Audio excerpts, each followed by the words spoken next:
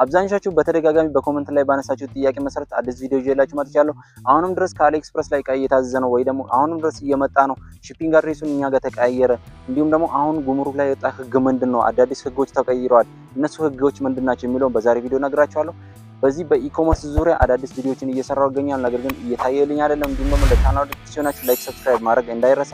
አሊኤክስፕረስ ላይ እቃ ማዘዝ የምትፈልጉ ከሆነ ደግሞ እንደዚህ አይነት የኢኮመርስ ቪዲዮ የሚመቻችሁ ከሆነ ላይክ አድርጉ፣ ሼር አድርጉ፣ ለጓደኞቻችሁ ሰብስክራይብ አድርጉ።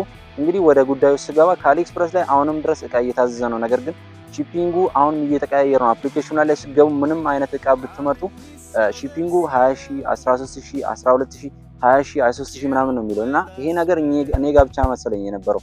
እኔ 4-5 ኢሜሎችን ነበር ስጠቀም የነበረው ከአሊኤክስፕረስ ላይ እቃ ለማዘዝ ማለት ነው። ለምን ዌልካም ቢል ስለሚሰጥ በዛ ዌልካም ቢል መሰረት የፈለኩትን እቃ በቅናሽ ዋጋ ለማዘዝ 4-5 ኢሜሎችን ስጠቀም ነበር። ነገር ግን ባነነብኝና ይሄን ነገር እኔ ላይ ብቻ ነው ያደረገው ብዬ ነበር ያሰብኩት። ነገር ግን አብዛኞቻችሁ በኮሜንት በጠየቃችሁ መሰረት እናንተም ጋር ይሄ ነገር እንዳለ ነው የተረዳሁትና ይሄ ነገር እናንተ ጋር ብቻ አይደለም፣ የሲስተም ጉዳይ ነው። በጊዜ ያስተካክሉታል ብዬ አስባለሁ።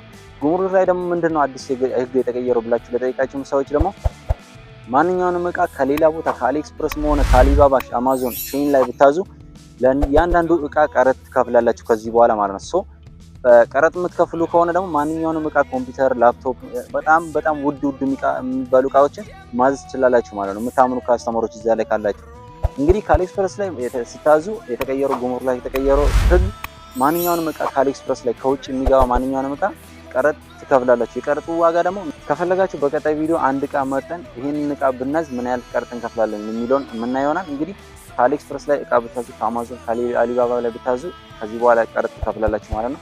እንግዲህ አሊኤክስፕረስ ላይ የተቀየረው ህግ ይሄን ይመስላል። ያገባችሁ ነገር ካለ ኮሜንት ላይ ጻፉ። ሰብስክራይብ ማድረግ እንዳይረሳ።